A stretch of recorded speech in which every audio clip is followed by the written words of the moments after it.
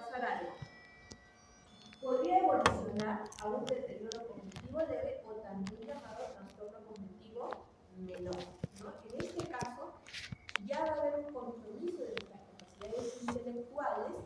Sin embargo, soy autónomo, sigo haciendo mi día a día. Si soy ama de casa, sigo cocinando, sigo yendo a comprar, quizá utilizaré una lista. Antes iba a comprar y traía todo solo recordándolo, ¿no? Mentalmente, pero ahora ya necesito una lista, pero soy funcional, ¿ya? Ahora, este deterioro cognitivo leve puede quedarse ahí, como deterioro cognitivo leve, puede regresar a los cambios cognitivos asociados a la edad, o más o menos un 30% puede evolucionar a demencia o trastorno cognitivo mayor. ¿Cuál es la diferencia entre el deterioro cognitivo leve y la demencia? Es el compromiso de la funcionalidad, el compromiso con la interferencia con las actividades de la vida diaria. ¿Ok? Bien. Cuando hablo de actividades de la vida diaria, debo distinguir, hay tres: las avanzadas, las instrumentales y las básicas. Las avanzadas, por ejemplo, sigo trabajando, sea con una cancelación o no, puedo planificar un viaje. Quiero ir a Cusco, ¿qué voy a hacer? ¿En qué época está? ¿Hace frío? ¿Hace calor? ¿Cómo voy a comprar los pasajes? ¿A qué hora tengo que ir al aeropuerto? ¿Dónde me voy a quedar? Etcétera, ¿no? O de repente soy líder en mi comunidad, entonces organizo a la población, etcétera, etcétera, ¿no? Avanzadas.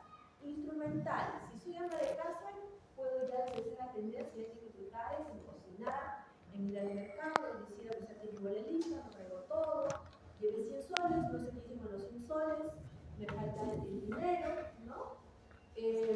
Me olvido de pagar las cuentas, la luz, el agua, necesito que alguien me recuerde de tomar mis medicamentos, me enseña a usar el WhatsApp, mi hija, mi hijo, mi esposo, no puede, ¿no?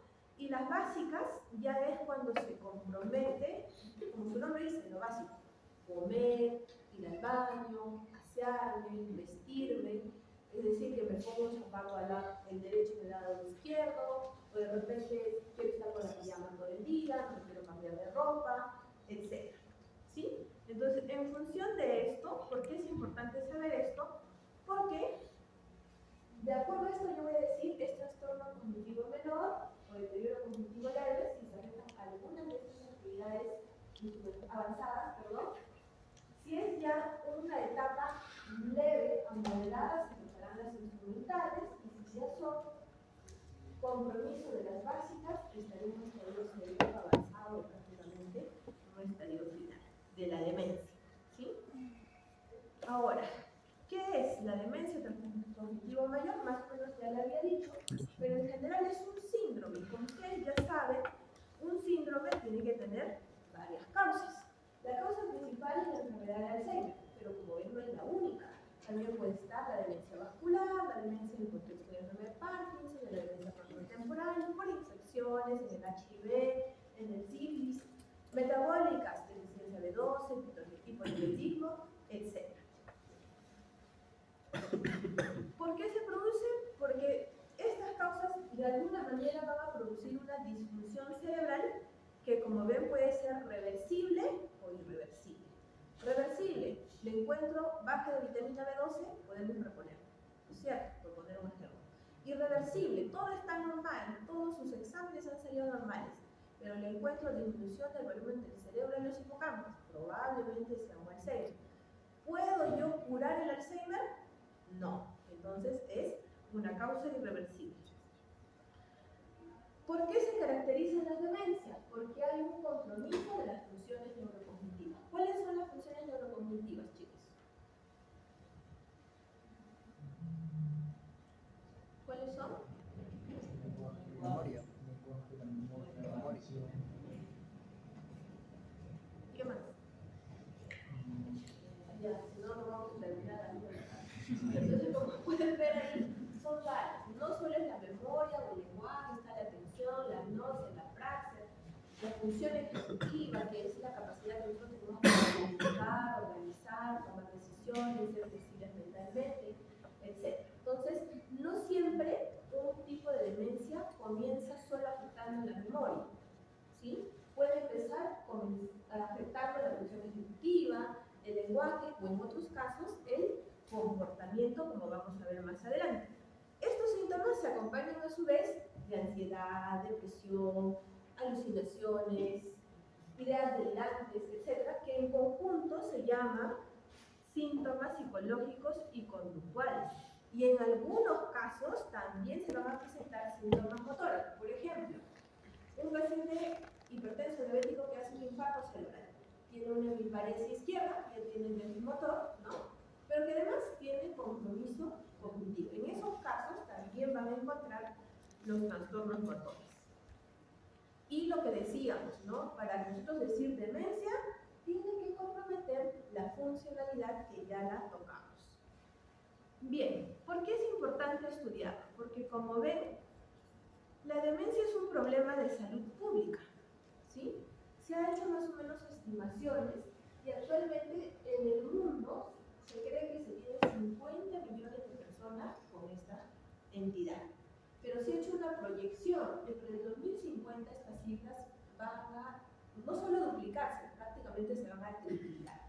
Sobre todo en qué lugares, aunque no se ve bien, en naranja, que es la parte de arriba, ven el incremento de esta entidad, ¿no? En países como el nuestro, con ingresos económicos medios o bajos. Ahora, en Perú, como ven ahí una prevalencia, los estudios en verdad han variado. Yo ya diría que esto es un dato desactualizado, más o menos del 2015, donde se encontró una prevalencia entre 7 y 8.5% en estudios realizados en una población de Lima y en Cañete, ¿no? Sin embargo, ahora, esto varía. Miren, por ejemplo, en Latinoamérica pueden llegar a cifras del 13% o menores hasta el 2% de Brasil, ¿no?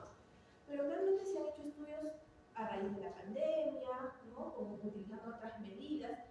Algo que es difícil definir para determinar una prevalencia clara y específica es que un estudio utiliza un instrumento, otro estudio utiliza otro, la edad, la población, unos son de evaluación virtual, otros de evaluación presencial, etc. Pero al momento hay un estudio que incluso ha encontrado una prevalencia del 35% empleando una herramienta online. Entonces, así, más o menos, es también la proyección, como les decía, de la prevalencia y el incremento de esto, ¿no?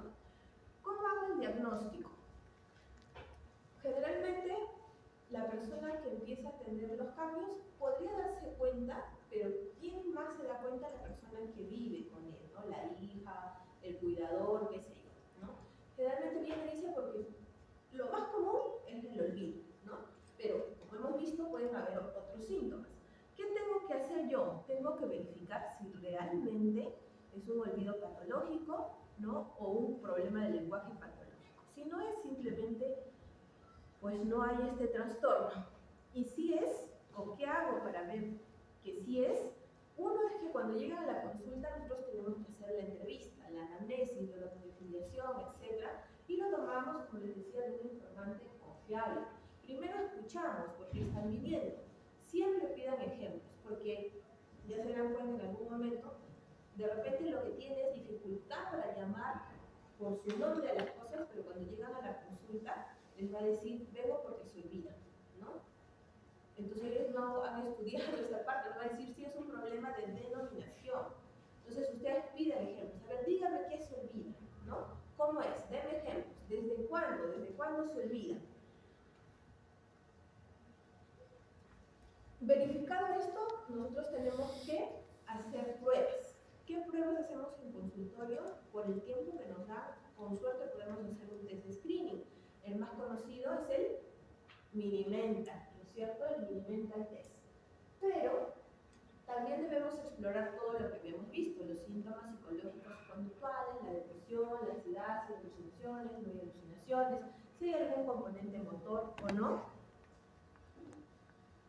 Y de manera general, si es en consulta, pues verificar si no hay un problema respiratorio, o abdominal, etc., ¿no? Entonces, si hemos verificado que sí hay un problema, la siguiente pregunta es, ¿cuándo empezó esto? ¿Esto fue de un día para otro o fue progresivo o crónico, ¿no? Si nos dice que sí fue agudo, simplemente puede ser un síndrome confusional o también llamado delirio. Puede ser un adulto mayor, ¿no?, que estaba bien, ¿no?, pero de repente al día siguiente se levantó, empezó a tener alucinaciones, reconoció a su hijo, etc., ¿no?, agudo. Pero le hacen exámenes y tiene una infección urinaria. Entonces ese es un síndrome confusional agudo. O lo operaron y en el postoperatorio empieza a tener estos síntomas, se desorienta porque estoy acá, etcétera, ¿no? Síndrome confusional agudo. Pero sí existe un tipo de demencia que puede ser aguda, que se llama la demencia vascular. Pero no todas las demencias vasculares son agudas, solo una, que se llama o es consecuencia de un infarto de zona estratégica. Eso lo vamos a ver un poquito más adelante, ¿no? Entonces yo tendría que verificar si factores de riesgo, no factores de riesgo, etcétera, y pedir una imagen para yo decir si estoy en ese contexto o no. La gran mayoría no son agudas, son crónicas. Y en este caso, la siguiente pregunta es, ¿no?, ¿es un trastorno psiquiátrico? ¿Por qué? Porque la principal confusora de las demencias es la... ¿Qué es? Chicos, no se me duerman, yo no voy a dormir. ¿Qué es? La depresión, ¿no es cierto? Esa es la gran indicadora. La gran mayoría de personas que dicen que tienen olvidos tienen depresión. Entonces yo tengo que preguntar por eso. Si verifico que no es, lo otro que tengo que preguntar es ¿cómo está su funcionalidad? ¿Sigue haciendo las cosas que hace siempre o no? ¿No? Es lo que habíamos dicho. Si está normal, pero sí hemos verificado en los test que hay un compromiso de las capacidades intelectuales, probablemente sea un deterioro cognitivo leve. Pero si hay compromiso de la funcionalidad, estamos en la demencia y por lo tanto habíamos dicho que tenemos que investigar las causas, reversibles e irreversibles. Aquí les muestro yo los exámenes básicos que nosotros pedimos, ¿no? Y dentro de ellos están también las neuroimágenes, que puede ser una simple tomografía o si hay posibilidad, una resonancia magnética. Con eso, como les decía, yo podría decir son causas reversibles, son causas no reversibles dentro de estas las neurodegenerativas y de la cabeza la enfermedad de Alzheimer, o de repente es una causa vascular. Una vez que ya hemos hecho el diagnóstico y tenemos claro que es un deterioro cognitivo leve, demencia, etc., nos vamos a enfocar en lo que son las demencias neurodegenerativas. Se llaman así porque generalmente se altera una proteína, ¿sí? Esta proteína tiene una selectividad, es decir, no es que de frente empieza a acumularse alterada en todo el cerebro, sino, por ejemplo, en la enfermedad de Alzheimer empieza a acumularse sobre todo en la parte del hipocampo y luego tiene una selectividad para progresar. No es que se va también a cualquier sitio, sino que progresa sobre todo a la región frontal y parietal, ¿no? Eso es lo que les quiero decir con estas imágenes. Entonces no existe solo una proteína. En el caso de la enfermedad de Alzheimer son dos, la proteína amiloide y la proteína tau. ¿Qué otra entidad puede tener alteración en la proteína amiloide en la enfermedad del Braun-Séquard? No es la principal, pero se ha visto que sí se encuentra. La otra proteína, la tau, proteína tau, es frecuente encontrarla alterada en una enfermedad que se llama degeneración global frontotemporal, que la vamos a ver más adelante, pero también, como ven, en la encefalopatía traumática crónica y la enfermedad de granos arquirofílicos. En las sinucleinopatías, la más conocida, la enfermedad de Parkinson, ¿no? Pero no es la única, también está la demencia por cuerpos de Lewy y la atrofia de sistemas múltiples. ¿Existen más proteínas? Sí, estas son solo las principales. Proteína TDP43. ¿En qué entidad? Degeneración global frontotemporal. También en la esclerosis lateral amiotróficas. A todo este grupo, antes se les conocía como las demencias corticales. Actualmente ya no utilizamos mucho esa clasificación de demencia cortical, demencia subcortical, pero como más o menos lo han puesto algo en el sílabo, lo estoy comentando. A ver, aquí tenemos una mujer de 77 años, que es procedente de Lima, tiene la función secundaria completa, es ama de casa, también vendedora de cosméticos, es diestra, como antecedentes se le ha diagnosticado una prediabetes y asma, y dentro de sus antecedentes familiares tiene un hermano que falleció de epilepsia. Está tomando metformina, tiamina y aspirina, en otras palabras. El tiempo de enfermedad es 3 años. No recordaba si sus inquilinos pagaban o no. O sea, antes ella cobraba, se cobraba, pero ahora sí le decían no, le va y le cobra nuevamente, ¿no? Le cobra a pesar de que hemos agarrado el cuaderno para que ella sepa con fecha y confirma que está recibiendo el pago. Además preguntaba lo mismo, ¿no? Por ejemplo, si su hija le decía voy a salir en la tarde, le decía, ¿qué vas a hacer en la tarde? Pasaba unos minutos y después, ¿qué vas a hacer en la tarde? Y así, ¿no? Como si nunca lo hubiera preguntado. Olvidaba conversaciones, encargos, perdía sus monederos, sus lentes, su celular, rememoraba mucho el pasado, incluso hablaba como si las cosas del pasado fueran presentes, ¿no? Y ya hace un año se había perdido. Cocinando ya tenía dificultades, necesitaba que su hija le diera los medicamentos. Cuando la examinamos, ella hablaba de manera fluida, tenía alteraciones, entendía, pero ya se desorientaba parcialmente el tiempo. Generalmente preguntamos en qué año estamos, qué mes estamos, qué día de semana es, etc., ¿no? Y estaba desorientada. Le hicimos un test de screening que se llama test de alteración de memoria, como su nombre dice, sobre todo evalúa la memoria y sacó 30 de 50 puntos cuando más o menos el punto de corte es 36. El test del mismo reloj, 7 de 10, ¿no? También hicimos fluencia verbal, le pedimos que nos diga palabras que comienzan con la letra E y solo nos dijo 9 cuando el rango más o menos es 13. Hicimos la copia del pentágono, no la pudo realizar. Hicimos una evaluación de los síntomas psicológicos y conductuales en inventarios neuropsiquiátricos, solo encontramos empatía. Otra escala que no se usa en consultorio sino en investigación se llama CDR. Estuvo en uno que más o menos me dice que podría tener una demencia leve. No había déficit motor, no había déficit sensitivo. Y más o menos esto es lo que se esperaba de situaciones, ¿no? La primera, la primera y mejor que axial, se ve una atrofia de los hipocampos y esto hace que los ventrículos a nivel temporal, los cuernos temporales, se dilaten. Lo especifico porque cuando encuentran esto me dicen, ay, es hidrocefalia, hay que ponerle válvula, ¿no? Y eso es como consecuencia de la atrofia que se está presentando. Les decía que el patrón de atrofia en la enfermedad de Alzheimer es sobre todo frontal y parietal también, como se muestra allí. Y bueno, en el corte coronario, básicamente para recordar lo que les decía de la atrofia de los hipocampos. Los otros exámenes que realizamos en esta paciente fueron normales o negativos. Por lo tanto, planteamos como diagnóstica una enfermedad de Alzheimer. La enfermedad de Alzheimer anteriormente simplemente se decía que era una enfermedad neurodegenerativa caracterizada porque el principal problema eran los problemas de la memoria, olvidos, ¿sí? Y que eso progresaba y que afectaba otras capacidades intelectuales y que hacía que la persona pierda su memoria.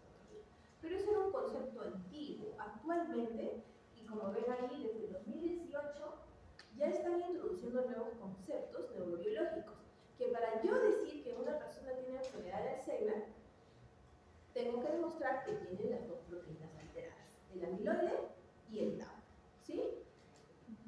Pues bien, por lo tanto, ya tenemos otros conceptos. Si yo logro demostrar que una persona tiene alteración del amiloide, tiene alteración del tau, pero todavía no presenta síntomas, tiene una enfermedad de Alzheimer que se llama preclínica, ¿sí? Si la persona de repente es ama de casa, va a comprar pero ya con una lista, ¿no? Cocina pero preguntando, pero es funcional, quizás está en un deterioro cognitivo leve. Si es en el contexto de la enfermedad de Alzheimer, debo demostrar cómo está el amiloide y el tau. Si lo encuentro alterado, es deterioro cognitivo leve en el contexto de la enfermedad de Alzheimer. Los siguientes 3 estadios son los estadios de demencia: leve, moderada y severa. ¿Se acuerdan cuando hicimos las actividades instrumentales? Ya. Se clasifica leve, moderada, severa en base a eso. Es severa cuando ya se afecta lo que les decía, alimentación, o sea, ya no come sola, no controla esfínteres, probablemente esté postrada o necesita ayuda para caminar, ¿no? No puede vestirse, no puede bañarse. Y que hemos demostrado que además tiene la alteración de la proteína amiloide y tau. Otro dato importante importante es que tenemos el concepto que la enfermedad de Alzheimer o las demencias solo les da a los adultos mayores, es decir, a los mayores de 65 años. Pero como pueden ver en el gráfico, existe enfermedad de Alzheimer en menores de 65 años. Claro que lo más común es esta forma, que le llamamos también típica de mayores de 65 años, y donde el componente principal, la alteración principal, sí son los problemas de memoria. Sin embargo, existe el otro grupo, ¿no?, que es la enfermedad de Alzheimer de inicio temprano, antes de los 65 años. Y si bien es cierto, el problema principal sigue siendo la memoria, ¿no?, existen otros síntomas, es decir, no necesariamente las personas menores de 65 y que desarrollan enfermedad de Alzheimer van a presentar como olvidos, sino que su primer síntoma puede ser alteración del lenguaje, alteración del comportamiento, alteraciones visuales, etcétera, como más o menos trata de explicar este gráfico. Bien, ¿qué tenemos que tener en cuenta? Factores de riesgo. En enfermedad de Alzheimer tenemos factores de riesgo que definitivamente no podemos modificar. La edad, ¿no? A mayor edad se han visto estudios que, por ejemplo, si la prevalencia de demencia a los 65 años era del 5%, a los 80 años es casi del 50%, ¿no? Factores genéticos, portadores del alelo de la apolipoproteína E4 o mutaciones genéticas. Aquí, la dona en azul y en amarillo muestra el total de casos de enfermedad del Alzheimer, ¿ya?, de demencia en la enfermedad del Alzheimer. En amarillo solo muestra los casos de inicio temprano, antes de los 65 años. Y es en este grupo donde podemos encontrar algunas mutaciones genéticas, ¿no?, autosómica dominantes que desencadenen la enfermedad del Alzheimer. Pero eso es raro. Solo el rojo representaría los casos hereditarios de enfermedad del Alzheimer. En resumen, de 1000 casos de enfermedad de Alzheimer, 8 podrían ser hereditarios, de 1000 casos, ¿ya? Sin embargo, lo más importante son los factores de riesgo modificables. Para el año 2024 se han identificado estos 14 factores de riesgo que son importantes. ¿Por qué? Porque están distribuidos en todas las etapas de la vida, o sea, no solo en los mayores de 65 años, sino en etapas tempranas, como por ejemplo el bajo grado de instrucción, en etapas medias, diabetes, hipertensión, etcétera, etcétera, como lo pueden ver ahí, y en estadios un poco ya, o etapas más avanzadas, tenemos por ejemplo la soledad. Les decía por qué es importante, porque se han visto estudios que modificando estos factores de riesgo se podría prevenir la enfermedad de Alzheimer en 45% de los casos. ¿Okay? 45% de los casos. Las manifestaciones clínicas. Ya hemos visto la parte cognitiva, les comenté que pueden haber síntomas psicológicos y conductuales y motores. En la parte de los síntomas cognitivos, aquí podemos ver en este gráfico de barras, en azul lo que muestra es el compromiso de la memoria, es decir, los olvidos, que les decía, es lo primero y es lo predominante, pero no es lo único. Pueden ver en rojo que luego se afecta la función ejecutiva. La función ejecutiva les decía que es la que me permite planificar, organizar, tomar decisiones, ser flexible mentalmente, seguido en verde de problemas de lenguaje. Luego, a medida que avanza la enfermedad, se comprometen las otras capacidades intelectuales. Les decía que cuando se hace el diagnóstico de demencia tiene sus estadios leves, moderados a severos. Y de acuerdo a eso también van apareciendo los síntomas. Yo les voy a dejar las diapositivas, las pueden leer porque todos están durmiendo. Así que, pero en los estadios leves, ¿no?, les decía que puede empezar a repetir las cosas, ¿sí? No tan frecuente. De repente sale, se puede desorientar en lugares poco frecuentes, de repente va al odontólogo, a otro distrito, no logra ubicarse, ¿no? Puede pasar eso, puede presentar, como ven ahí, ansiedad, algunos síntomas también, como problemas para mantener el sueño, etc. Avanza la enfermedad, ya ese paciente se va a desorientar, en lugares conocidos, se va al mercado, ya no puede regresar, no sabe si ir para la izquierda o para la derecha, ¿no? Tiene dificultades en el manejo del dinero, les decía que de repente le dan un dinero, no sabe qué hizo con el dinero, a veces simplemente lo guarda y no lo encuentra, o a veces va al mercado, no le dan su vuelto, ¿no? Ya le cuesta muchísimo salir solo. Hay más síntomas psicológicos y conductuales, irritabilidad, ansiedad, depresión, caminan sin un rumbo, no van a un lado, van al otro. Y también pueden presentarse otros síntomas como que no tengan apetito, más insomnio, podría empezar a no controlar algún esfínter de repente en la noche, pueden haber un poco de mioclonía, sobresaltos, ¿no? No es usual, pero podrían haber. Y en etapas severas ya este problema de memoria puede ser tan severo que incluso no reconocer a sus familiares, no reconocer la propia casa, y es por eso que empiezan a decir quiero ir a mi casa, quiero ir a mi casa, y estar en su casa, ¿no? Los problemas del lenguaje son muy marcados, ¿no? Global, es decir, hablan muy poco, casi no entienden. Los síntomas psicológicos y conductuales, ahí en colorcitos que les había puesto que en etapas tempranas es más apatía, depresión, pero en etapas severas ya empiezan las alucinaciones, tú me robas, tu esposo me roba, alguien entra a la casa, yo tengo miedo, ¿no? Etcétera. Es bastante frecuente en estadios avanzados y también ya puede haber compromiso más motor. ¿No? Les decía que si bien es cierto los síntomas motores son más frecuentes, por ejemplo, en las demencias vasculares, en el Alzheimer también puede haber en estadios avanzados rigidez, como ven ahí, y esto genera alteraciones en la marcha, y etcétera, etcétera. Les comentaba que últimamente la tendencia, ¿no? Por la definición neurobiológica, es que debemos demostrar que hay alteración en el amiloide en el tálamo, ¿no? ¿Cómo demuestro? Hay dos maneras. Utilizando una tomografía con emisión de positrones, utilizando un marcador para amiloide. En Perú solo hay un lugar, o dos si no me equivoco, pero ninguno está haciendo, o sea, tienen el equipo, pero no hacen porque no tienen los trazadores, ¿no? Y haciendo una punción lumbar y viendo la cantidad de amiloide. En este caso tendría que estar disminuida. De igual forma, para el TAM, ¿no? Las dos maneras. En este caso, el videocefalorraquídeo, el TAM está aumentado.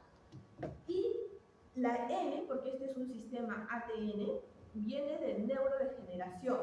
Y lo único que tenemos en nuestro país sería la resonancia magnética, ¿no? ¿Para qué? Para ver la atrofia que se produce en el cerebro viendo el patrón que les había comentado. El patrón es hipotrofia a nivel de hipocampos, afectación parietal y frontal, ¿no? Y luego, pues en estadios avanzados, una atrofia global. Pero la resonancia también me permite descartar otras causas vasculares. Ahí en blanco, con las flechitas blancas, trato de hacer ver las hiperseñales que pueden ser daño de vasos, de pequeños vasos, ¿no? O hemorragias que en algún protocolo se ve como hiposeñal, ¿no? En esta de acá. ¿Se ve el puntero? No. Bueno, ¿qué tendríamos que decir, no? Si encontramos esto, si hay daño vascular, ya no necesariamente será un Alzheimer puro. Podría ser mixto, ¿no? O ser una demencia vascular. Como les decía, en el año 2024 ha ido evolucionando esto desde el 2018 para que esta definición de enfermedad de Alzheimer sea más neurobiológica. Pero no solo eso, en el 2024 prácticamente lo han establecido como criterio que deberíamos hacerlo, ya no solo en la investigación, sino también en la práctica diaria, en la clínica. Y la novedad aquí, podría yo decir, ¿qué es esto? ¿No?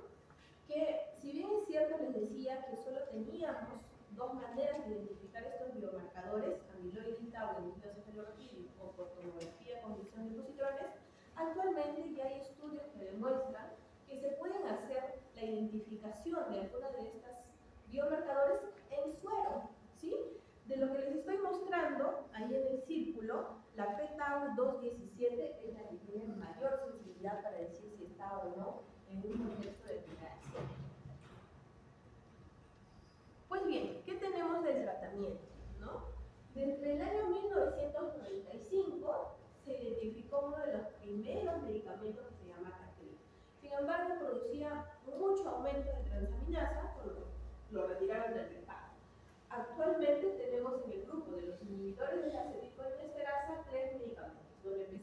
fluasterpina y galantamina, ¿sí? Posteriormente, en 2003, se agregó uno más que se llama memantina. Y de los antipsicóticos así como que dirigidos, en 2016 se aprobó este medicamento que se llama pimavanserin, que no lo tenemos en Perú, y el año pasado el pantoprazol, que tampoco lo tenemos en Perú. Pero a ver, aquí les quiero explicar algo. Los inhibidores de la acetilcolinesterasa, habíamos dicho que son 3, los que están allí. ¿Se pueden emplear en la demencia tipo Alzheimer? La respuesta es sí. Entonces la siguiente pregunta sería, ¿en qué estadio? En estadio leve a moderado, ¿sí? Mientras que la memantina lo vamos a utilizar en estadios moderados a severos, ¿sí? Existen medicamentos que combinan los dos, es decir, un inhibidor de la acetilcolinesterasa con memantina. La respuesta es sí, pero generalmente ya lo utilizamos en pacientes que ya vienen tomando, por ejemplo, donepezilo y están en una etapa moderada pasando a severa. Entonces en estos pacientes podríamos utilizar esos medicamentos que ya traen presentaciones de liberación prolongada. No se ve, pero les voy a resumir y les voy a dar un ejemplo. Si yo quiero utilizar donepezilo, la dosis total es 10 miligramos por la noche, ¿sí? Las tabletas vienen de 5 y vienen de 10. No se empieza de frente con 10, se empieza con 5 miligramos, una tabletita en la noche, por un mes, y luego recién puedo subir a la de 10 miligramos. Todo lo demás es similar. Se empieza con dosis bajas, al mes se va subiendo las dosis. Como dije, solo para estadios leves a moderados, ¿sí?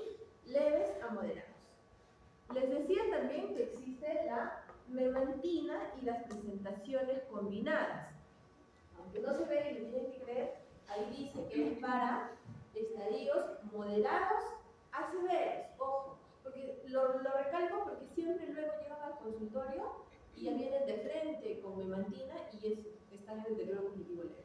Para el deterioro cognitivo leve no damos ninguna de estas. Lo que estamos diciendo es para demencia tipo Alzheimer, leve, moderada o severa, no para deterioro cognitivo leve. ¿Cómo se usa la memantina? Igual, dosis pequeñas y progresivas. Las memantinas vienen de 10 y de 20 miligramos, ¿sí? ¿Cómo empezamos? Comenzamos con 5 miligramos, o sea, media tabletita en la noche, y cada semana se va incrementando 5 miligramos. Es decir, si empiezo 5 miligramos, hoy en una semana debo subir a 5 miligramos cada 12 horas, en una semana 5 en la mañana y 10 en la noche, y en la cuarta semana estaría recibiendo 10 miligramos en la mañana y 10 miligramos en la noche. ¿Por qué? Porque nosotros necesitamos ver si está presentando efectos adversos o no, qué problemas le está generando. Y los resultados yo los voy a esperar todavía hasta los 3 meses de iniciado el tratamiento. Si el paciente, cuando yo empecé mi tratamiento y su familiar viene y me dice está así, está así, y en 3 meses me dice está igual, yo le digo eso es bueno. ¿Por qué? Porque el medicamento no busca, como les dije, retroceder todos los síntomas porque no hay manera, pero por lo menos trata de enlentecer la progresión de la enfermedad. Entonces, si a los 3 meses, al año me dice que está igual, o sea que sigue ayudando, de repente ya no cocina, pero ayuda a pelar verduras, ¿no? De repente hace su cama, etc. Y eso lo sigue haciendo, entonces diré que el tratamiento sí está funcionando. ¿Sí? Ok. También no olvidemos tratar, ¿no? Si hemos identificado de repente depresión, angustia, etc., pues tratar con un medicamento antidepresivo, o de repente también nos podemos cuidar de evaluación de una consejería psicológica. No se olviden de tratar las patologías concomitantes, porque la mayoría de casos son en mayores de 65 años que ya tienen diabetes, hipertensión, colesterol elevado, etc. Y si no tratamos eso, la progresión de la enfermedad es más rápida. No solo medicamentos, el tratamiento no farmacológico. Muchas veces lo que viene el familiar no es porque se está olvidando, porque ¿qué dicen? Bueno, ya es viejito, pues no, entonces no lo ven como algo patológico. Sin embargo, existen medidas no farmacológicas. Viene porque no duerme, no me deja dormir, entonces recién lo traje, ¿no? Entonces existen estrategias, una de llama la estrategia DICE. ¿Ya? Dice por qué. La D de escribir. Dígame por qué no duerme su familiar, ¿no? Ah, porque él cree que alguien le está mirando, que detrás de la ventana hay una persona que le quiere hacer daño, etc. Ah, ok. Entonces, ahí nos ha descrito y hemos investigado el por qué no duerme. No quiere dormir porque para ese paciente es real que alguien le quiere hacer daño, le quiere robar, o qué sé yo, ¿no? Entonces, de manera conjunta con el cuidador, se crea una intervención. Entonces, a veces decirle, pero no hay nadie, peor, lo altera más, porque para ese paciente eso es verdad, ¿no? Entonces, ¿qué debe hacer el familiar? No te preocupes, mamá, voy a revisar todo, voy a asegurar la puerta, le voy a poner llave y además te voy a acompañar para que nadie te haga daño. Entonces le das seguridad, ¿no? Y el paciente, como se siente seguro, ya revisaron todo, además la va a acompañar, entonces esa angustia que tenía que alguien la mira, la vigila, que quiere hacer daño, va y puede dormir, ¿no es cierto? Yo tengo que evaluar si en los siguientes días esta estrategia funciona o no funciona. Porque no siempre funciona, a veces funciona y a veces no, entonces puedo crear otras cosas y así reevalúo y voy bien. Y no necesité clonazepam, no necesité quetiapina ni nada por el estilo, ¿no? Los otros medicamentos tienen indicaciones. Sin embargo, estos medicamentos, como les dije, son de larga data y hace poco, bueno, en los últimos años, aparecieron otro grupo de medicamentos, que los voy a mencionar.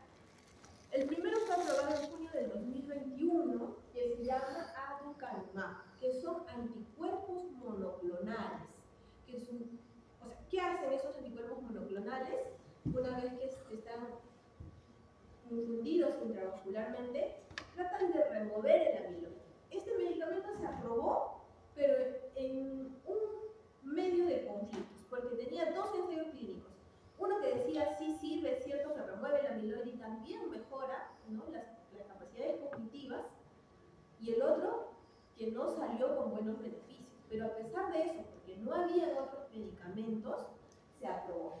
Actualmente existen otros dos productos más, el lecanemab, aprobado en el 2023, y en julio del 2024, el donanemab. Aparentemente, si se selecciona bien a los pacientes, podría ayudar, podría no solo remover el amiloide del cerebro, sino también mejorar sus capacidades o por lo menos hacer que no avance la enfermedad, ¿sí? ¿En qué estadio se utilizan estos medicamentos? Se utilizan solo en aquellos casos presintomáticos, es decir, que se identificó amiloide en estado pero todavía no hay síntomas, y en los casos de deterioro cognitivo leve o demencia leve. O sea, estadios moderados y severos no se puede utilizar estos medicamentos. ¿Están en Perú? La respuesta es no. Ok, vamos a pasar al siguiente tema de demencia por cuerpos de leve. ¿Cómo voy con la hora? Bueno, aquí tenemos el caso de una mujer de 63 años, igual con secundaria completa, es madre soltera, comerciante en un mercado, ella era procedente de Mala, diestra, y casi no le veían a su mamá porque se levantaba bien temprano y regresaba bien tarde, ¿no? Y a pesar de que regresaba cansada de haber trabajado todo el día, hacía la cena, miraba televisión y ya más o menos se dormía a las 11 de la noche. Dentro de los antecedentes, pues tenía dislipidemia, gastritis, sinusitis, no había antecedentes familiares de importancia, venía ya tomando, ¿no?, porque no era yo la primera médico que le evalué, pero ya había tomado quetiapina, que es antipsicótico, sulpirida, que es antipsicótico, haloperidol, que es antipsicótico, clonazepam y complejo B. En el momento que ya estábamos haciendo la historia que tomaba, risperidona y sertralina. Sin embargo, la hija decía que ella definitivamente no quería tomar las pastillas. El tiempo de enfermedad actual es más o menos de 5 años, y más o menos desde el 2019 empezó a decir que le iba a dar un derrame. Ellos no entendían por qué, pero bueno, como no era algo muy frecuente, no les llamó la atención. Y justo 2019-2020 empezó la pandemia, ¿no es cierto? Entonces, a pesar de que ella no tenía contacto con otras personas que podrían tener COVID-19 y que sus hijos se cuidaban mucho, ella siempre decía que le iba a dar el COVID. O es más, que ya lo tenía. Yo tengo el COVID y me voy a morir, y ustedes no me hacen caso, y lloraba y lloraba y lloraba, desesperadamente, ¿no? pero para esas fechas ya era tanto este problema obsesivo que solo ayudaba a cocinar, ya no cocinaba sola, ¿no? En los meses siguientes, para octubre, estos síntomas de angustia se exacerbaron. Prácticamente lloraba todo el día, tenía persistentemente las ideas de muerte, casi no quería hablar, y cuando hablaba decía que había perdido los riñones. Y cuando le decía, ¿cómo has perdido tus riñones?, ella decía que había eliminado sus riñones en la orina, ¿no? Pero, sin embargo, que había estos días que estaban así todos alterados, tenía otros días que estaban aparentemente normales, ¿no? Ella decía que veía la muerte, que oía a su papá había fallecido, y empezó a descuidar su cerebro, ¿no? Ellos, de todas maneras preocupados, pues le hicieron muchas pruebas de COVID que todas salieron negativas, lo llevaron a la Herrera y pues le dijeron que probablemente era una esquizofrenia y le dieron aloperidol, alprazolam. Sin embargo, esto no le ayudaba mucho, ¿no? Y al contrario, parecía que la empeoraba. Entonces, ya en noviembre, salieron, ¿no? Y de repente ella vio un perro que estaba así como que tirado, algo enfermo, y ella empezó a decir que, a ver, por haber pasado delante del perro, ya le había dado la enfermedad que tenía el perro, ¿no? Su rostro empezó a cambiar, era como que poco expresivo. Cuando duerme, o cuando dormía, los hijos vieron que se movía mucho, movía el brazo, movía la pierna, tiraba toda la cubrecama, ¿no? Lo evaluó nuevamente el psiquiatra y es ahí donde le vuelve a cambiar, ¿no?, los antipsicóticos, como pueden ver ahí. Ahora, luego, ya en diciembre, esto es un resumen de la historia, ¿no?, más o menos para que vean cómo se presenta. Empezó a decir que un gusano se había comido sus ojos, ¿no? Pero le decía, pero tus ojos están ahí, no, se ha comido. Y como veía que no le creían, se angustiaba y lloraba, lloraba, lloraba. Tenía miedo a todo, ya no recordaba bien las fechas, empezó a dormirse en el día, bueno, también por tanta meditación. Sus hijas, empezó a decir que sus hijas habían sido reemplazadas por otras personas, ¿ya? Y bueno, cuando su hija salía a trabajar, ella decía que se había perdido, ¿no? Pues bien, ¿esa historia les parece como que de Alzheimer? No, no es cierto. ¿Qué predomina? Alucinaciones, ideas delirantes, ¿no? Porque ella cree que le va a dar una enfermedad, cree que se le ha perdido una enfermedad, cree que ha perdido los ojos, cree que ha perdido esto. Ve cosas que no existen o escucha cosas que no existen. Entonces predominan las alucinaciones. ¿Hay síntomas cognitivos? Sí, o sea, sí hay, pero no es lo que más llama la atención. ¿Esto hace que pierda su funcionalidad? Sí, porque ya no quería, pues descuidaba su higiene, o ya no cocinaba como antes, ¿no? Entonces, esto es otro tipo de demencia que se conoce como la demencia por cuerpos de Lewy, ¿no? En el examen prácticamente no la pude ver, estaba despierta, hablaba claro y todo, pero empezó a decirme eso, no voy a hablar, y usted, vaya por favor, me botaron, ¿no? Vaya por favor, y por último se fue, ¿no? O sea, estaba bastante alterada, irritable, se quería ir, y bueno, prácticamente no la pude examinar. Si nosotros, bueno, no tengo la imagen de ella, pero más o menos esto es cómo se vería. La resonancia magnética, la tomografía, en este caso del paciente, prácticamente casi no ayuda. Aquí tenemos la resonancia de un paciente control y al otro lado, al otro extremo, la de un paciente con enfermedad de Alzheimer, que ya hemos visto que produce la hipotrofia en los hipocampos, sobre todo, ¿no? Pero en la demencia por cuerpos de Lewy, que está al centro, prácticamente podríamos decir que hay una atrofia leve a nivel de los hipocampos. La resonancia casi no ayuda, por eso es importante hacer la anamnesis. Cuando hablamos de enfermedad por cuerpos de Lewis hace referencia a la acumulación de la alfa-sinucleína, ¿ya? Aquí, como ven, lo grande es la enfermedad o la enfermedad por cuerpos de Lewis. Y a su vez, esta agrupa, como pueden ver ahí, la enfermedad de Parkinson y agrupa la enfermedad de Parkinson con demencia y la demencia por cuerpos de Lewis propiamente dicho. Yo les voy a explicar luego con más detalle, pero más o menos para ir adelantándoles cómo yo hago la diferencia, porque si yo miro en el microscopio y busco los cuerpos de Lewis, las voy a encontrar en ambas enfermedades. En la demencia por enfermedad de Parkinson y en la demencia por cuerpos de Lewis. Pero hay una regla que a veces ayuda. ¿Cuándo empezó el componente motor y cuándo empezó el componente cognitiva o el cognitivo o el psicológico y cuándo? ¿Cuándo empezó? Entonces hay una regla que le llaman llamamos del año. Entonces, si los síntomas motores, es decir, el temblor, la bradicinesia, la rigidez, empezó primero y pasado un año recién los síntomas psicológicos y conductuales y el deterioro cognitivo, probablemente estoy en el contexto de una demencia por enfermedad de Parkinson. Pero si por el contrario, primero fueron, como en el caso de la paciente, las alucinaciones, las ideas delirantes o el compromiso cognitivo antes del año, es probable que estemos en el contexto de una demencia por cuerpos de Lewy propiamente dicho. Esto lo vamos a ver luego. Y aquí lo que quería hacerles ver eso, que ya les expliqué, para tratar de identificar cómo puedo clínicamente diferenciarlas. Los síntomas cognitivos son similares en ambos grupos, como ven, alteraciones en la atención, disfunción ejecutiva, alteración visoespacial. ¿Puede haber problemas de memoria? La respuesta es sí, pero esto no es lo predominante y es muy variable. Alucinaciones. En la demencia por la enfermedad de Parkinson, ¿puede haber? La respuesta es sí, pero no es muy frecuente. Sin embargo, en la demencia por cuerpos de Lewy es bastante frecuente, como hemos visto en el caso clínico.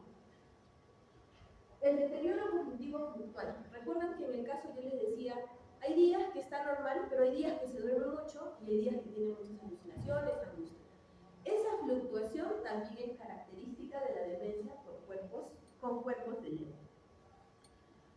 Y si les decía, si nosotros miramos la anatomía patológica, sobre todo en la demencia, en la enfermedad de Parkinson, lo vamos a encontrar en la corteza, en estructuras límbicas, ¿no? Pero en la demencia por cuerpos de Lewy es un poco más predominante y sobre todo en los hipocampos. Tiene sus criterios diagnósticos también, ¿no? Lo primero, ¿hay compromiso cognitivo? Sí.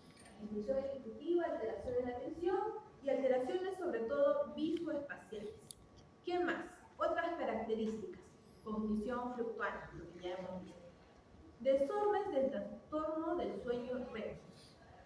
Esto es lo que decíamos, ¿no? La paciente que tenía, dormía, pero movía el brazo, movía la pierna, botaba la cubrecama, etc., ¿no? Entonces esos son los trastornos del sueño REM. Alucinaciones que pueden ser visuales, ¿no? Ahí también un 80%. Complejas, cuando ya empieza a decir, por ejemplo, recuerdo de un caso de una paciente que antes alquilaba habitaciones para estudiantes, ¿sí? Entonces, actualmente ya no lo hacía, pero ella decía que un familiar de provincia le había mandado a su hija para que ella la tenga. No existía, obviamente, este estudiante, pero ella decía que la tenía.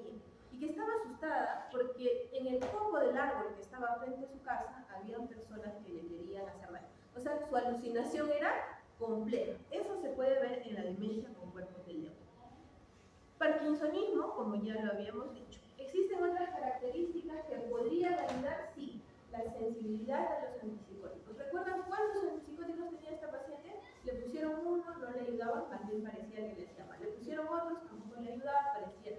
Eso se llama sensibilidad a los antipsicóticos. Puede haber inestabilidad postural por el parkinsonismo, disfunción autonómica, los valores de la presión pueden variar, puede dormir en el día, como lo vimos en la paciente, puede haber apatía, ansiedad, depresión, etcétera, etcétera. Dentro de otros exámenes que podrían ayudar, bueno, de todo lo que está ahí, que está chiquitito, la polisomnografía es algo que podría ayudar porque ahí podríamos demostrar lo que habíamos dicho con los problemas del sueño REM. Mueve el brazo, mueve la pierna, etcétera, ¿no? Da un puñete, sueña que está dando un puñete y su brazo va contra el esposo, por ejemplo, ¿no? Entonces, en la polisomnografía, ¿qué puedo demostrar? Que no hay atonía mientras duerme, ¿ok? Listo. En el tratamiento, debo tener cuidado, ¿por qué? Porque si bien es cierto, en la enfermedad de Parkinson, la levodopa, carbidopa es el principal medicamento y le ayuda, en la demencia por cuerpos de Lewy no necesariamente, y al contrario, puede exacerbar las alucinaciones. ¿Podemos utilizar otros medicamentos parecidos utilizados en la enfermedad de Alzheimer? La respuesta es sí. De los inhibidores de la acetilcolinesterasa, ¿cuál se usa un poco más? Esos dos, ribastigmina y donepezilo, tal cual les dije cómo deberíamos emplear. En otros países han hecho estudios con con pimavanserin, aparentemente, viendo que estos síntomas psicológicos y conductuales se controlan bastante bien. Lamentablemente, nosotros no lo tenemos. Ahora vamos a pasar a una demencia que se conoce como demencia frontotemporal.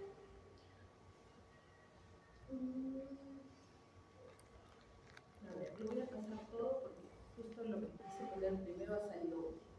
Bueno, así como hay síndromes, en este caso, en la enfermedad de Alzheimer, sería lo que predomina el síndrome amnésico, es decir, los olvidos, ¿no es cierto? En la demencia por cuerpos de Lewy, ¿qué predomina? Los síntomas psicóticos, alucinaciones, ideas delirantes. Bueno, en la demencia frontotemporal, ¿qué predomina? El comportamiento, es decir, hay un síndrome conductual o la alteración del lenguaje, un síndrome afásico, o del componente motor. Tenemos que identificar, y por eso es importante, cuál fue el primer síndrome. ¿Ha sido olvido? ¿Ha sido alucinaciones? O en este caso, problemas de comportamiento. Por decir, había una hermana de una paciente que me decía, doctora, mi hermana era como una monjita. Ella se casó, siempre dedicada a su casa, casi no salía, pero ella sí era feliz.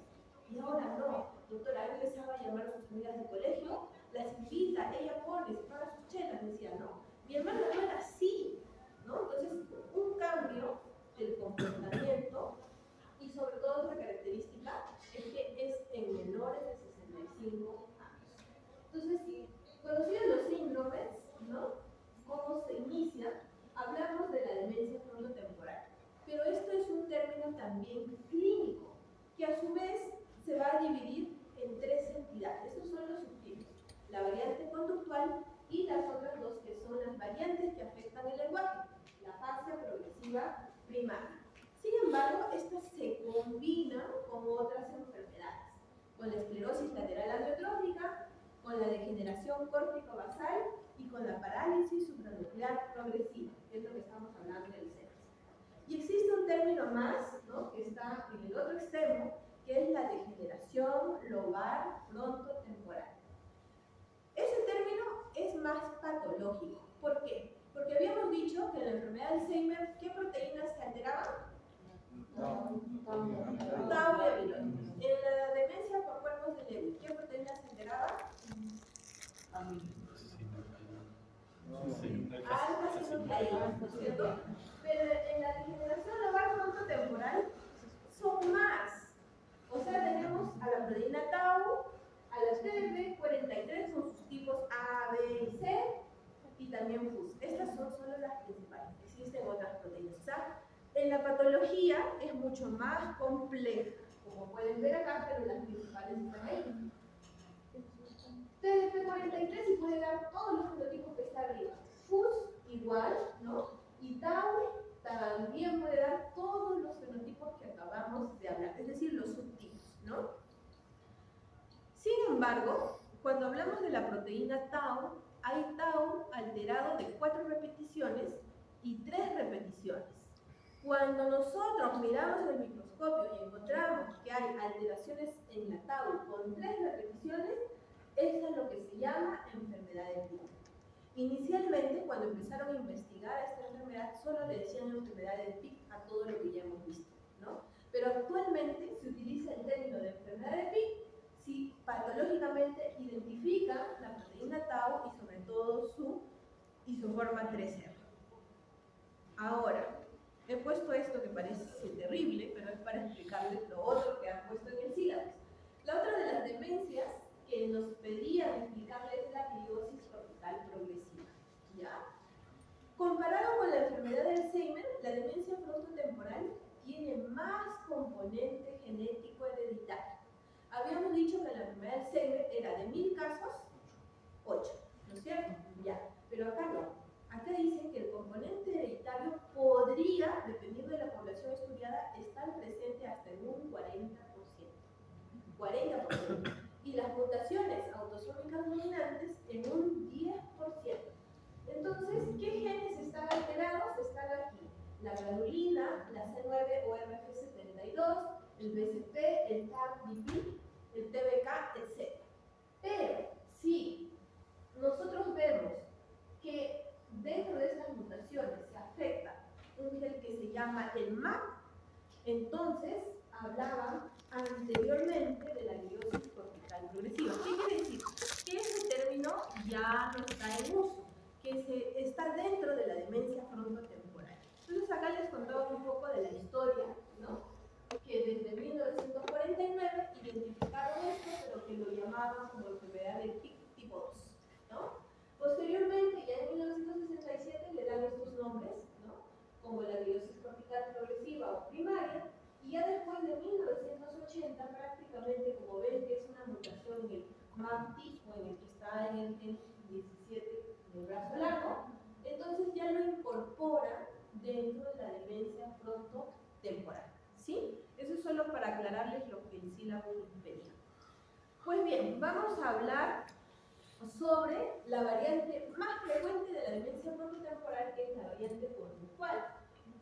¿Por qué se caracteriza? Como ya les había adelantado, por alteraciones en el comportamiento, en la conducta y en la parte cognitiva por una disfunción ejecutiva.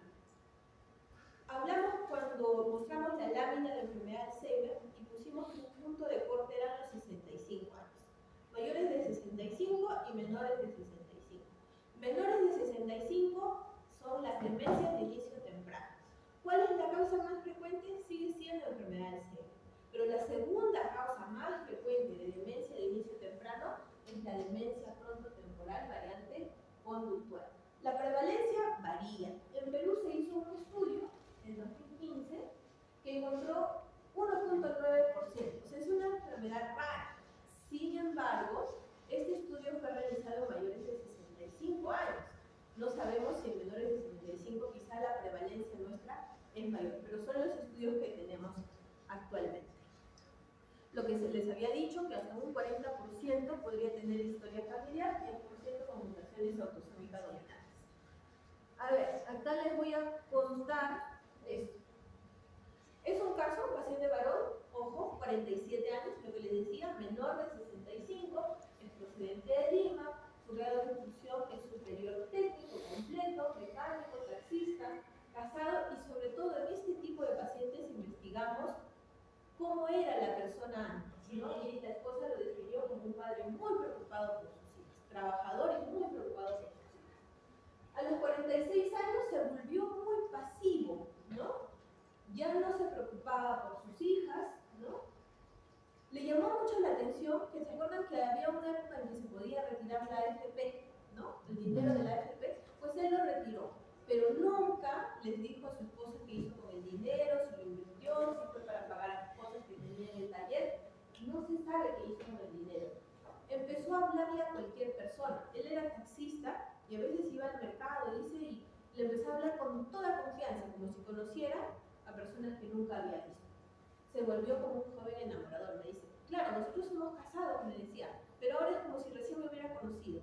Entonces le llamaba la atención eso, ¿no? Y cuando le decían, ¿qué te pasa? Él decía, no, estoy bien, no tengo nada. Eso también se llama falta de insight o falta de conciencia de enfermedad de estos cambios, ¿no?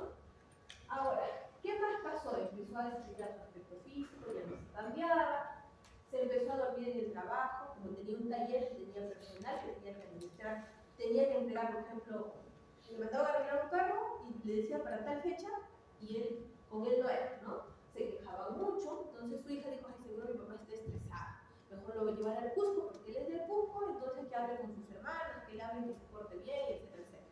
Entonces su hermana estaba muy triste porque había notado estos cambios en su hermano, incluso estaba llorando, tratando de saber por qué estaba así. ¿Quién se reía? O sea, con él no era, ¿no? Estaba llorando la persona, pero no. Entonces eso se llama falta de empatía. Y empezó a comer muchos dulces. Es decir, era tanto este afán de comer dulces que si encontraba restos de una gaseosa en la basura, lo agarraba y se lo tomaba. ¿Ya? Agarraba, se echaba 5 o 6 cucharadas de azúcar, ¿no? En su té o etc. Pasteles, uy, quería comer. Si tenía un dinero, se iba y se compraba cualquier cosa, pero que era dulce, ¿no? Y comía en exceso, y comía mucho. Entonces, igual, ¿se parece a un Alzheimer? No, ¿verdad? Pero aquí cuidado, porque así como esto es porque se afecta el lóbulo frontal y temporal y se llama demencia frontotemporal, con Alzheimer, que tiene también una variante frontal, ¿no? Por eso es importante conocer la patología. Pero generalmente, en la mayoría de casos, son demencia frontotemporal. Entonces, la demencia frontotemporal se caracteriza porque tiene sobre todo 6 características principales: apatía, desinhibición, falta de empatía. Apatía, el paciente como que ya le daba igual trabajar o no, se dormía, ¿no? Desinhibición, que hablaba y con mucha familiaridad extraña. Falta de empatía o simpatía, lo que pasó con su hermana. Cambios en la dieta, también notado. Disfunción ejecutiva, también tenía. No describen comportamientos perseverativos, pero es parte de los otros criterios. Si nosotros identificamos 3 de estos 6 criterios, estamos frente a una demencia frontotemporal posible. ¿Sí? Posible. ¿Qué necesito para decir esta es una demencia frontotemporal probable? La resonancia magnética. Ya les decía que la alteración está sobre todo en el lóbulo frontal y temporal. Bueno, ahí quizás no lo ven muy bien, pero en la primera resonancia magnética, si ustedes ven la parte superior, hay más atrofia comparado con el resto. En la siguiente se ve como que los ventrículos están un poco más dilatados. Les he dicho que eso puede ser consecuencia de la atrofia a nivel frontal. Mientras que en la parte posterior está normal, ¿sí? En la parte posterior parietal está normal. Esto es un corte sagital, donde ahí sí se puede ver la atrofia a nivel frontal, ¿no? En ambos lados. Y en este corte axial es un poco más notorio. Si ustedes comparan en la imagen del centro, del valle ciliano hacia atrás, no hay atrofia. Pero del valle ciliano, que sería temporal, y hacia adelante, sobre todo en la parte basal frontal, sí hay atrofia. Y ahí, en la última imagen, creo que es bastante evidente la atrofia a nivel frontal. Pues bien, si ya demostramos esto, hablamos de una demencia frontotemporal probable. ¿Sí? Pues bien, les dije ya que la edad generalmente es antes de los 65 años, pero que se han reportado casos hasta de 20 años y 90 años. Esta imagen es para hacerles ver lo que ya les decía, la afectación a nivel frontal y temporal. Esos son los cores, que también ya se los he mencionado, ¿no? Pero que además, como tiene bastante componente hereditario, las mutaciones, como dijimos, en la ganglina, el MAP, la C9orf72, y cuando hay estas mutaciones, ¿cómo se traduce en las proteínas? Alteraciones en la TDP43, en la tau, la FUS, la ubiquitina, que eran las principales, pero no las únicas. Esto que acabamos de ver era el 50% de las demencias frontotemporales. ¿Qué otros subtipos tenemos? Las afasias progresivas primarias. El primer síntoma aquí ya no es el comportamiento. El primer síntoma y predominante es alteraciones del afasia, alteraciones del lenguaje. Okay. Alteraciones del lenguaje, porque ahí está. ¿Ya? Okay. Entonces, aquí, cuando nosotros hablamos de lenguaje, el hemisferio dominante es el lado izquierdo, chicos, izquierdo. Entonces, justamente la atrofia es a predominio del lado izquierdo. Es un poco más frecuente en aquellos con antecedentes de dislexia, disgrafia en la niñez. Ahí en la imagen de colores se muestran las zonas donde afecta la atrofia en la afasia. El rojo es el tipo que se llama afasia progresiva no fluente. En azul es la afasia progresiva primaria semántica. Y en verde, pero que no pertenece a esta enfermedad, está la afasia progresiva primaria logopédica. ¿Por qué les digo que no pertenece?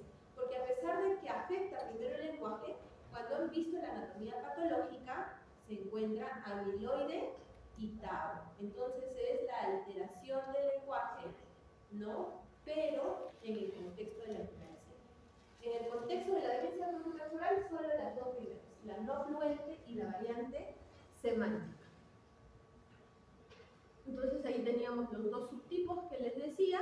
Estas representan entre un 20 a 45% y a diferencia de la variante conductual, se presenta en una edad un poco más avanzada. El promedio es entre los 60 y 70 años, ¿no? Pero ahí les he puesto también los rangos de edad en los que se puede presentar. A ver, vayamos a este caso clínico.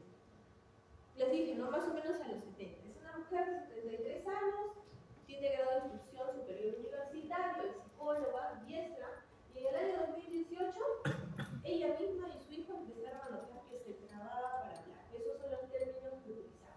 Y como ella se daba cuenta que no le salían bien las palabras, se deprimió, ¿no? Entonces, ¿qué hizo? Dejó de trabajar, le empezaron a dar tratamiento para la depresión. Al año siguiente, ¿no? Ya esta dificultad para hablar era cada vez más laboriosa, ¿sí? ¿Ustedes han visto Tarzán, la película? ¿Cómo habla Tarzán? Yo querer, yecha, ¿no? O algo así, ya. Es un lenguaje que no utiliza artículos, ¿no es cierto? Ya. Eso, pero con bastante esfuerzo. Entonces, por ejemplo, cuando le decíamos, deme ejemplos, el hijo decía, mi mamá, por ejemplo, antes empezaba bailado, rápido, y además como lo usa todos los días, es algo que lo hacía fluido, ¿no? Pero empezó ya a notar esto, ¿no? Padre nuestro, estás, ya me decía cielo, dicho, o sea, se trababa definitivamente, cambiaba letras, obviaba letras, ¿no?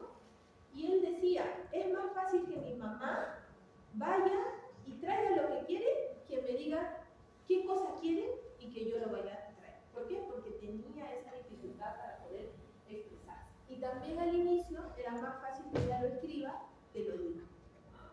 Le hicieron esa resonancia magnética y aparentemente, si miráramos así nada más, diríamos que está normal, ¿o no? ¿O le ven algo?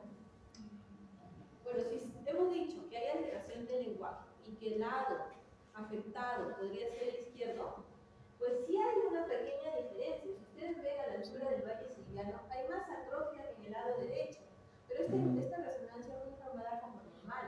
Igual en el corte coronal, miren, observen que hay más atrofia en el lado izquierdo que en el lado derecho, ¿no? Pero fue informada como normal. Entonces, a pesar de que los cardiólogos nos ayudan, siempre miren ustedes mismos las resonancias magnéticas que les llegue, ¿no? Pero ya en el 2020 su lenguaje se ha reducido, tal cual que prácticamente solo contestaba con un sí o con un no, ¿no? O utilizaba frases muy simples, ¿no? Ya tenía también dificultades para leer, también antes se comunicaba más por mensajes, pero ya empezó a tener problemas para escribir los mensajes, pero a pesar de todo eso, entendía aparentemente todo lo que se decía. Esto no es usual porque no tenemos en los hospitales públicos realizar un PET, que es una tomografía, con emisión de positrones, que se utiliza un marcador que se llama fluorodexosilglucosa. ¿Para qué? En este caso es para ver el metabolismo cerebral, ¿ya? Y cuando se hace, no tengo que buscar, así se puede.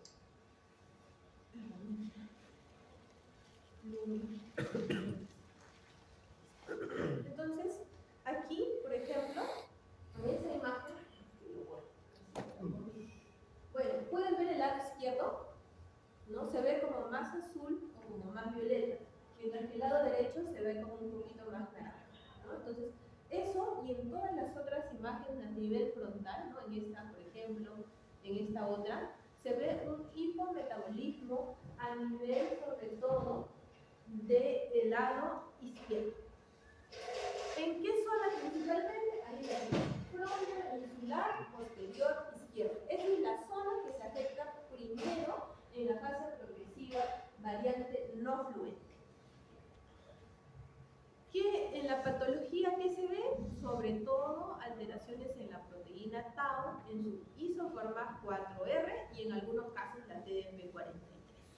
Como ya lo hemos visto en el ejemplo, esto solamente es para como que quede claro, su lenguaje no es fluente, su lenguaje es laborioso, entrecortado, se omite los artículos que habíamos visto, omite morfemas, cambia letras, omite letras, su lenguaje se vuelve monótono, ¿no? ¿Pueden haber otras alteraciones en otras áreas? La respuesta es sí. ¿Comprende o no comprende? ¿Qué habíamos dicho?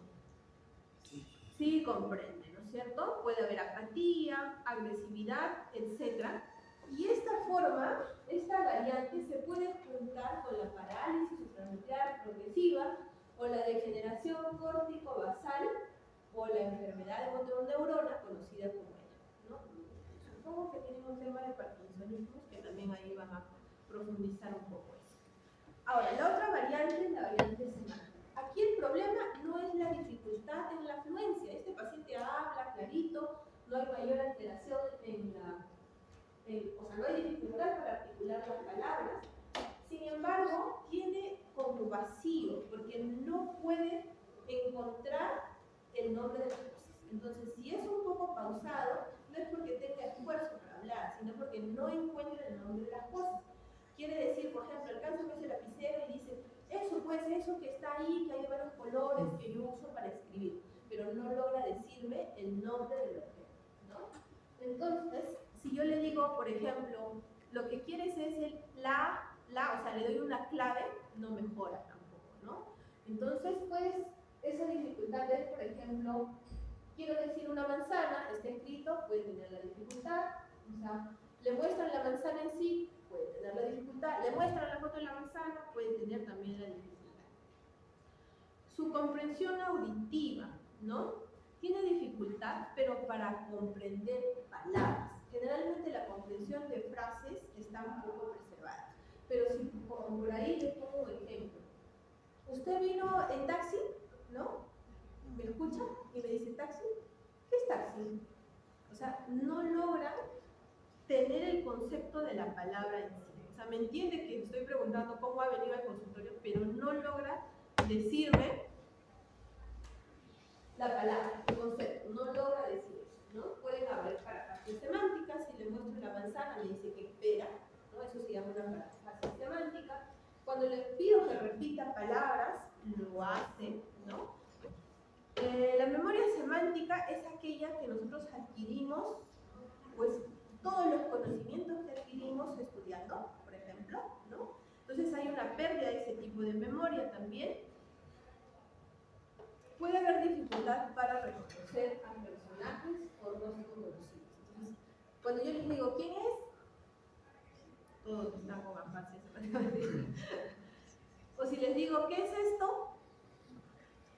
¿Qué es? Loro. ¿Y ahí qué es un loro? Es una Un ave. ¿Qué más? ¿Dónde vive? la Ya. Entonces, toda esa capacidad, las personas que tienen la demencia semántica la pierden. A lo más que me pueden decir es un ave o un animal, o sea, algo muy general. Pero los detalles de qué es un loro no lo van a poder decir. Y como es problema de lenguaje, la alteración y la atrofia está en el lado izquierdo. Pero sobre todo, ¿dónde? En la punta del lóbulo temporal. Ahí en la flecha de la imagen por aquí, como pueden ver, comparado con el lado derecho, hay una atrofia marcada. Entonces la atrofia ahí es a nivel temporal anterior y lateral. ¿Sí? Temporal anterior y lateral. En la patología, ¿qué tipo de proteína está alterada? La TDP43 tipo C. Y algunos casos muy raros han encontrado la proteína K. ¿Qué tenemos del tratamiento para la demencia frontotemporal? ¿Aprobados por la FDA? Ninguno. Algunos han intentado utilizar donepezilo, rivaroxaban, memantina, etc. No ayuda y al contrario podría ser perjudicial, ¿no? Como por ejemplo, en la fase progresiva primaria no fluente, predomina mucho la depresión, podemos utilizar SIRS. Como hay desinhibición, ideas compulsivas, movimientos repetitivos en la demencia frontotemporal variante conductual, ¿podemos utilizar SIRS? La respuesta es sí. ¿Pueden haber alucinaciones? Sí. ¿Puedo utilizar antipsicóticos? La respuesta es sí. Adicionalmente, puedo utilizar la terapia del lenguaje, que es lo que ha demostrado que ayuda un poco más en las formas de las afasias progresivas primarias. Ya están cansados, ¿no? Yo también. Ya, este es el último. Trastorno cognitivo vascular. A ver, acá tenemos un varón de 65 años, es diabético, como pueden ver ahí. No trabajaba como jefe en un taller de mecánica, actualmente toma metformina, clopidogrel, la torvastatina, yo no sé por qué le dieron acetazolamida, pero tomaba. El tiempo de enfermedad es 11 meses. Les dije que cuando hablábamos del tiempo de la enfermedad de las demencias largas, la mayoría eran crónicas, pero les quiero agudas, ¿no? O de tiempos cortos eran las vasculares.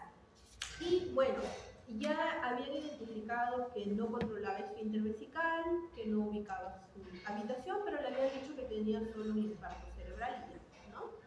Para agosto del 2023 había mucha inestabilidad para caminar, olvidaba conversaciones, no reconocía a los familiares, no podía usar su celular y bueno, le dijeron que además del infarto anterior tenía un infarto cerebroso. Sí, entonces actualmente este paciente lo trajeron por emergencia, estaba agresivo, lo traen porque estaba agresivo, no había síntomas de tristeza, el sueño y el apetito estaba conservado, pero como ven en las actividades básicas de la vida diaria, ya las básicas estaban comprometidas, porque requería ayuda para su aseo personal, para bañarse, para vestirse y para hacer las necesidades, ¿no? Pero aún comía solo. Pero ya estaríamos en un estadio de demencia avanzada, ¿no? Bueno, al examen él estaba en silla de ruedas, me hablaba fluido, estaba despierto. Su mini mental, el máximo puntaje es 30 y él tenía 7, ¿no? Estaba bien desorientado, no sabía dónde estaba, no sabía qué fecha era. Hubo una alteración muy marcada en la memoria, en la atención, en el cálculo, prácticamente en todas las funciones superiores, ¿no? Y además tenía un componente motor, es decir, tenía una triparesia. Probablemente en el primer infarto hizo una triparesia y posteriormente en los otros infartos hizo también otro compromiso. Y había esta ataxia marcada. Entonces, esta es su primera resonancia magnética y ya nosotros vamos viendo lo que nos habían dicho, aunque no se ve muy bien, pero aquí hay una hiperseñal, ¿no? En el cerebelo. Aquí tenemos otra hiperseñal compatible con un infarto de la arteria cerebral posterior del lado izquierdo. ¿No? Básicamente eso. De los exámenes que le hicimos, su hemoglobina glicosilada estaba en 6.5, bueno, él es diabético, y ahí hicimos un diagnóstico de demencia vascular con secuela de enfermedades cerebrovasculares múltiples, porque ya teníamos hasta 2 territorios, ¿no? Y su diabetes. Luego le pedimos que nos traiga sus otras resonancias magnéticas, porque decía que tenía, ¿no? Y miren, también había tenido otro infarto en la arteria cerebral posterior del lado derecho. ¿Hasta ahí cuántos infartos estamos viendo? El del cerebelo, la ACP izquierda y ahora la ACP derecha, o sea, 3. Pero además, en el FLAIR, ustedes pueden ver que también hay una hiperseñal de la sustancia blanca, periventricular, que nos dice que probablemente eso es daño de vaso pequeño, ¿no? No avanza esto, se paralizó. Ahí está, un poco lento. Y bueno, es lo mismo, pero para que vean en los otros cortes. Bueno, se ha paralizado, no quiero avanzar. También está con hambre. Ya, bueno. Entonces, cuando hablamos de cómo es que se produce el deterioro cognitivo vascular, en el 99% de los casos, estos pacientes tienen factores de riesgo cardiovascular. O sea, son diabéticos, hipertensos, dislipidémicos, síndrome metabólico, pueden haber alteraciones cardíacas, fibriladores auriculares, ¿no? Etcétera. Entonces, todo esto hace que se produzca un daño vascular en el cerebro, tanto en los vasos grandes como en los vasos pequeños, como hemos visto en el caso clínico. Esto va a producir una alteración en todas las redes de las capacidades intelectuales, que es lo que va a alterar la reserva cognitiva, y no solo eso, que a veces puede combinarse con enfermedades neurodegenerativas, como la enfermedad de Alzheimer. Y es por eso que vamos a tener trastornos cognitivos vasculares puros, pero que si se asocian a la enfermedad de Alzheimer tendremos los casos mixtos. Pues bien, aquí una clasificación. ¿Se acuerdan cuando hablamos de enfermedad de Alzheimer, que había un deterioro cognitivo leve en la enfermedad de Alzheimer y el grupo de las demencias? Pues bien, igual aquí también tenemos el trastorno cognitivo vascular leve y lo que se conoce leve o menor, ¿no? Como la demencia vascular o trastorno cognitivo vascular mayor, o demencia vascular, ¿no? Prácticamente es como un inicio, y esto sería la continuación, en los casos vasculares el porcentaje ya no es 30% que evoluciona a demencia, el porcentaje es mucho mayor. Los subtipos mencionado la demencia mixta, que les dije que se asocia con la enfermedad de Alzheimer, pero como van a ver más adelante, no solo con la enfermedad de Alzheimer, también se asocia a demencia por cuerpos de Lewy y con todas las otras demencias. La demencia multiinfartos. Nuestro paciente, el caso clínico, es un ejemplo de demencia multiinfartos. Demencia vascular isquémica subcortical, que es por daño de vasos pequeños. El caso que vimos también tenía, ¿ya? Pero hay pacientes que no tienen infartos de vasos grandes y sobre todo tienen los de vasos pequeños. Y pues la demencia post-stroke, que es el caso que hemos visto, es caso típico, pero uno de los subtipos de demencia post-stroke relevante es algo que les dije cuando hacíamos el algoritmo diagnóstico. Una demencia aguda, que sobre todo se llamaba demencia de zona estratégica, que es la demencia que vamos a ver acá, que es súper aguda, ¿ya? Como dice ahí, es de un momento a otro, o sea, horas, ¿sí? Horas. Es de vasos pequeños, es un infarto lacunar.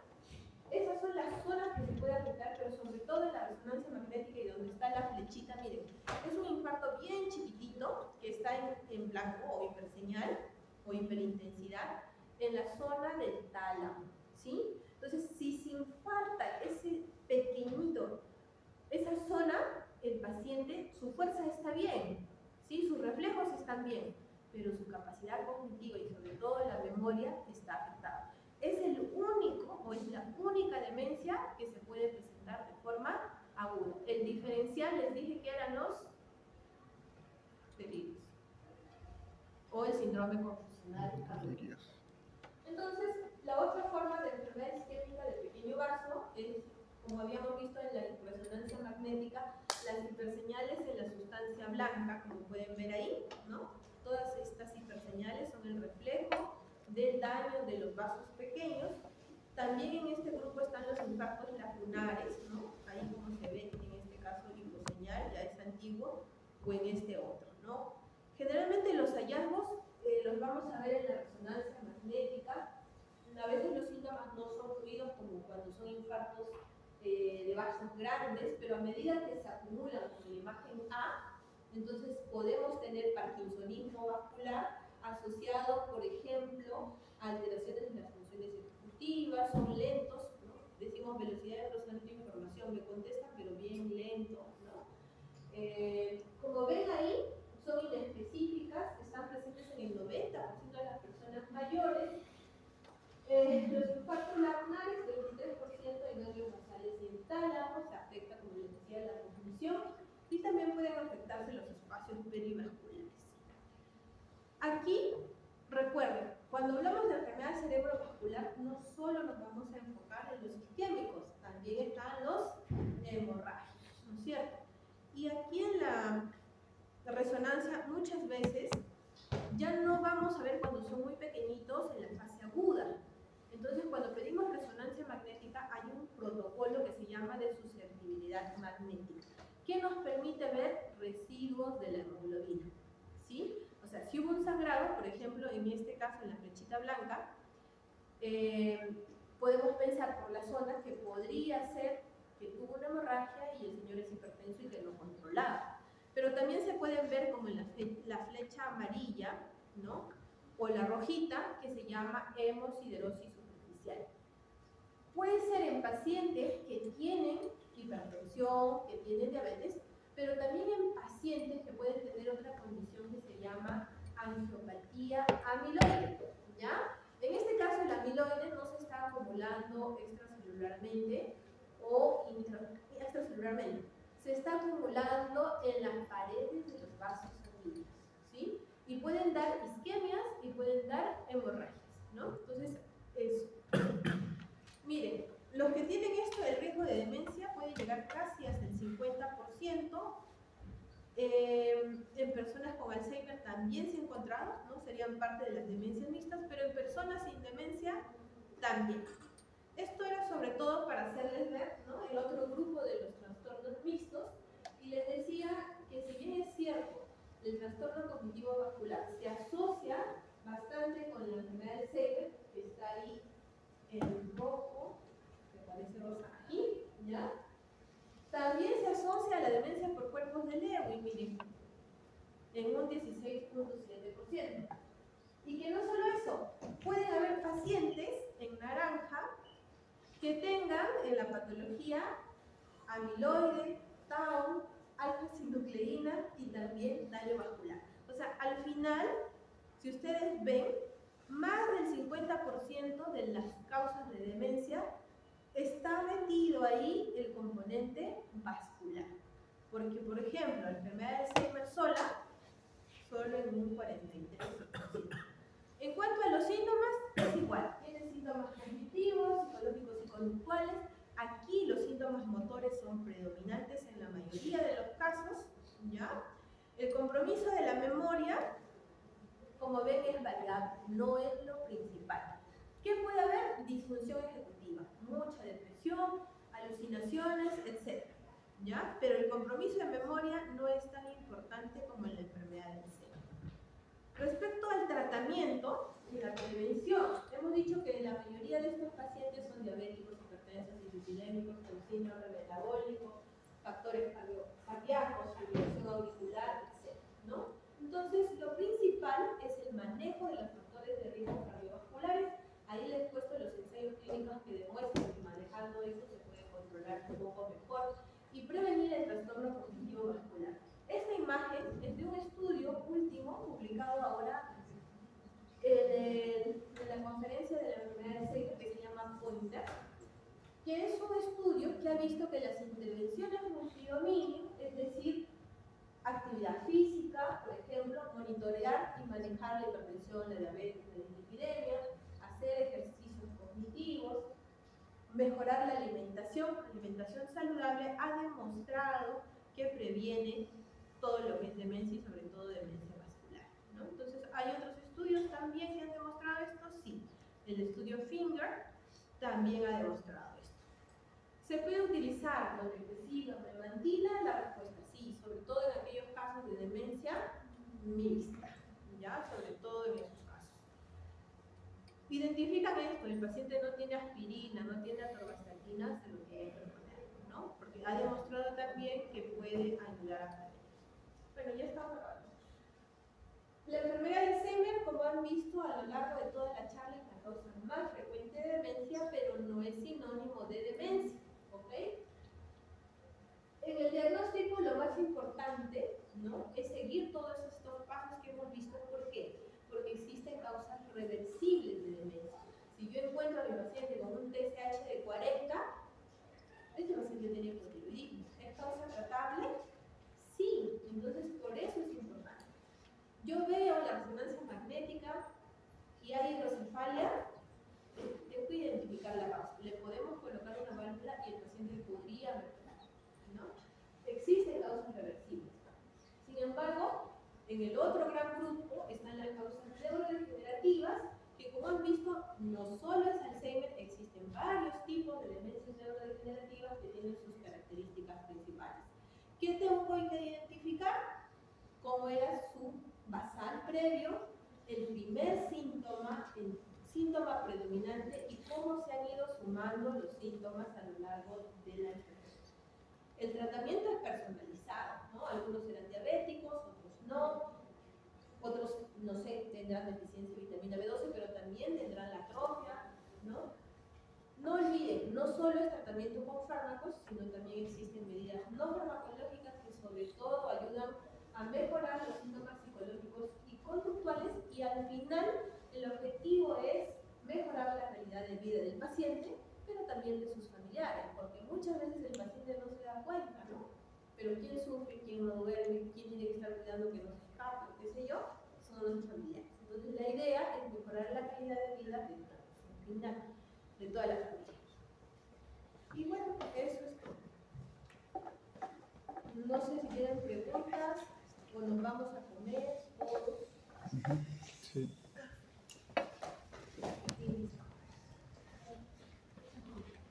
Bueno, ahí les dejo la presentación para que estudien para ustedes.